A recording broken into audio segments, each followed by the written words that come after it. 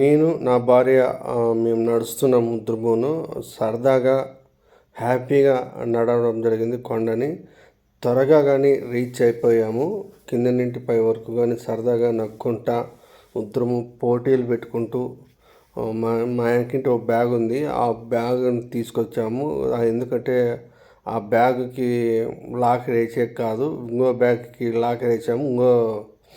ఈ బ్యాగ్కి మేము తీసుకోమన్నారు. అందుకోసానికి మాతో పాటే తీసుకెళ్తున్నాం. ఆ బ్యాగ్ మోయడానికి మా ఉద్దరణ మధ్యలో కొంచెం డిస్కషన్ జరుపుకుంటూ పోయాము. ఇక్కడ ఆంజనేయ స్వామి ఆలయం ఉంది, ఇక్కడే గాలిగోపురం దగ్గర.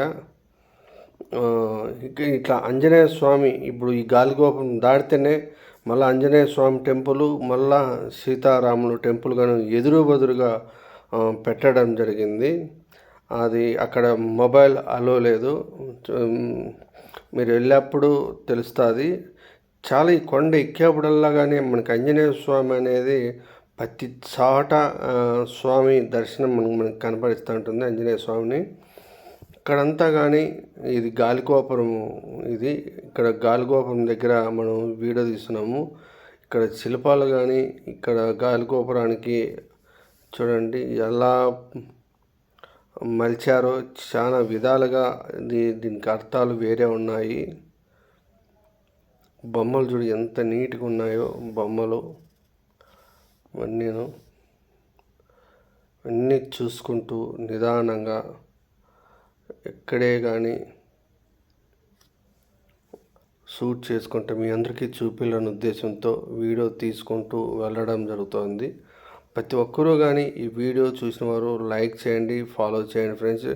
ఇక్కడైతే ఫోటోలు ఎవరైనా కానీ గాలిగోపురం దగ్గర ఫోటోలు తీసుకునేవారు ఫోటోలు తీసుకోవచ్చు. ఇక్కడ కొత్తగా ఇక్కడ పెట్టారనుకుంటున్నాను నేనైతేను. ఇక్కడ చూడండి ఎదురు బదురుగా మనకు వెళ్ళిపోయింది.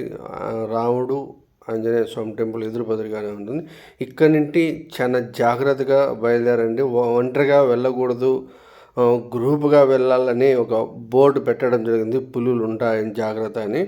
ఇక్కడ చూడండి కీ చైన్లు కానీ ఇక్కడ ఓలుగులు ఇలాంటి చిన్న చిన్న వ్యాపారస్తులు అందరూ కానీ ఇక్కడ మనకి కనపడిస్తుంటారు.